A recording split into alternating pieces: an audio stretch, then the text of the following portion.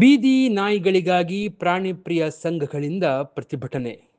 ನಾಯಿಗಳ ವಿಚಾರಕ್ಕೆ ಸಂಬಂಧಿಸಿ ನವೆಂಬರ್ 7ರಂದು ಸುಪ್ರೀಂ ಕೋರ್ಟ್ ಹೊರಡಿಸಿದ ಮಧ್ಯಂತರ ತೀರ್ಪನ್ನು ವಿರೋಧಿಸಿ ಮತ್ತು ಬೀದಿ ನಾಯಿಗಳ ನಿರ್ವಹಣೆಗೆ ವೈಜ್ಞಾನಿಕ ಮತ್ತು ಮಾನವೀಯ ಕ್ರಮಗಳನ್ನು ಜಾರಿಗೊಳಿಸುವಂತೆ ಆಗ್ರಹಿಸಿ ಅಖಿಲ ಭಾರತ ಮಟ್ಟದ ಪ್ರಾಣಿ ಕಲ್ಯಾಣ ಸಂಘಟನೆಗಳು ಹಾಗೂ ಪ್ರಾಣಿ ಪ್ರಿಯರು ರವಿವಾರ ನಗರದ ಮಿನಿ ವಿಧಾನಸೌಧದ ಬಳಿ ಪ್ರತಿಭಟನೆ ನಡೆಸಿದರು.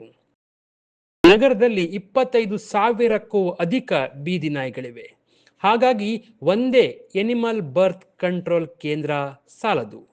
ಸರ್ಕಾರ ತಕ್ಷಣ ನಗರ ಸೇರಿದಂತೆ ಎಲ್ಲೆಡೆ ಹೆಚ್ಚಿನ ಎಬಿಸಿ ಕೇಂದ್ರಗಳನ್ನು ಸ್ಥಾಪಿಸಬೇಕು ಎಂದು ಎನಿಮಲ್ ಕೇರ್ ಟ್ರಸ್ಟ್ನ ಸುಮಾ ನಾಯಕ್ ಆಗ್ರಹಿಸಿದರು. ನವೆಂಬರ್ 7ರಿಂದ ಪ್ರಾಣಿ ಕಲ್ಯಾಣ ಸಂಘಟನೆಗಳು ಸಲ್ಲಿಸಿರುವ ಹಸ್ತಕ್ಷೇಪ ಅರ್ಜಿಗಳನ್ನು ಸುಪ್ರೀಂ ಕೋರ್ಟ್ ವಿಚಾರಣೆಗೆ ಕೈಗೆತ್ತಿಕೊಳ್ಳುತ್ತಿಲ್ಲ. ಈ ಹಿನ್ನೆಲೆಯಲ್ಲಿ ನಮ್ಮ ಆಗ್ರಹವು ಕೇಂದ್ರ ಮಟ್ಟಕ್ಕೆ ತಲುಪಿಸುವ ನಿಟ್ಟಿನಲ್ಲಿ ಸುಪ್ರೀಂ ಕೋರ್ಟ್ ಮುಖ್ಯ ನ್ಯಾಯಮೂರ್ತಿಗೆ ಉದ್ದೇಶಿಸಿ ಪೋಸ್ಟಲ್ ಚಳುವಳಿ ನಡೆಸಲಾಗಿದೆ.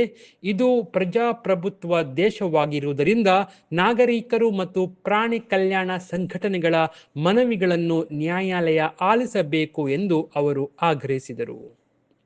ಸಂಘಟನೆಯ ದಿನೇಶ್ ಪೈ, ಹರೀಶ್ ರಾಜ್ಕುಮಾರ್, ಪ್ರಾಣಿ ರಕ್ಷಕರಾದ ರಜನಿ ಶೆಟ್ಟಿ, ಡಾಕ್ಟರ್ ಶ್ರುತಿ ರಾವ್ ಉಪಸ್ಥಿತರಿದ್ದರು.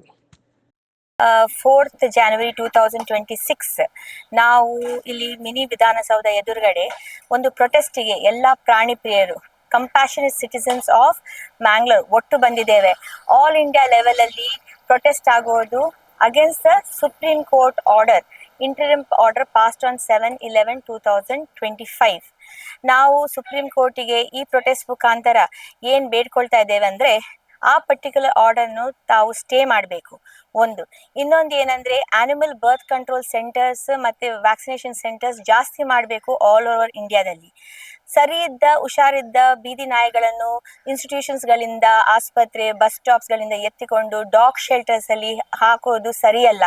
ಅದು ಯಾವುದೇ ಫಲಿತಾಂಶ ಇಲ್ಲದ ಒಂದು ಕಾರ್ಯಕ್ರಮ ಹಾಗೂ it will give rise to multiple issues such as revenue, what is the ಜಾಗ, ಫುಡ್ ಮ್ಯಾನೇಜ್ಮೆಂಟ್. ಈ ಪ್ರಾಣಿಗಳಿಗೆ ಸೆಂಟ್ರಲ್ ಜೈಲಲ್ಲಿ ಹಾಗೆ ಒಂದು ವ್ಯವಸ್ಥೆ ಮಾಡಲಿಕ್ಕೆ ಹೊರಟಿದ್ದಾರೆ ನಮ್ಮ ಸುಪ್ರೀಂ ಕೋರ್ಟ್ ಮತ್ತೆ ಸರ್ಕಾರ.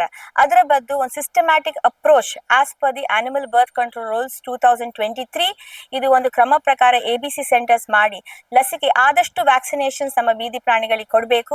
ಮತ್ತೆ ಇದ್ದ ಪ್ರಾಣಿಗಳು ಅದೇ ಪ್ರದೇಶದಲ್ಲಿ ಸರ್ಜರಿ ಮಾಡಿ ಬಿಡಬೇಕು ಅಂತ ನಡೆಯೋದು ಕಾರ್ಯಕ್ರಮವನ್ನು ಇನ್ನೂ ಜಾಸ್ತಿ ಮಾಡ್ಬೇಕಂತ ನಾವು ಈ ಪ್ರೊಟೆಸ್ಟ್ ಮುಖಾಂತರ ಅವರಿಗೆ ಒಂದು ರೀಚ್ ಆಗೋದೊಂದು ನಮ್ಮ ಪ್ರಯತ್ನ.